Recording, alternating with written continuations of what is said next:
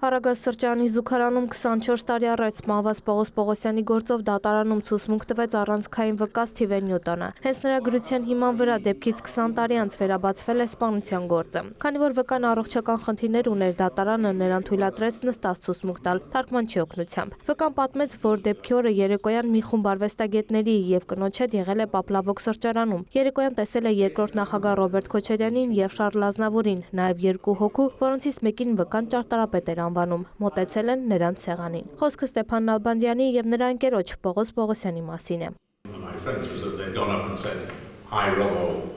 Ասացին բարև Ռոբո, երևի նույն գյուղից էին, հետո վերադարձան իրենց սեղանի մոտ։ Երբ Քոչարյանն ու Ազնավուրը հեռանում էին, այդ երկու անձինք հետևեցին նրանց։ Այնուհետև թիկնապահների խումբը աստիճաններով իջնում էր, բոլորին աջ ու ձախ հրելով ճանապարհը բացելու։ Այդ ժամանակ Քոչարյանը հեռացավ։ Ըստ վկայի թիկնապահները երկու հոգուն Պողոս Պողոսյանին եւ Ստեփան Նալբանդյանին տարել են սրճարանի զուգարան։ Մեղադրողի հարցին ինչից եք հասկացել, որ նրանք անվտանգության աշխատակիցներ են, վկան պատասխանեց։ Իմ հյուրերը ճանաչում էին նրանցից մեկն ասաց Կուկուն է, թիկնապահների պետն էր։ Երբ վկան մտել է զուգարան, տեսել է, թե ինչպես է թիկնապահներից մեկը ապտակներ հասցնում ճարտարապետին, երբ նրան տեսել է, դադարեցրել է։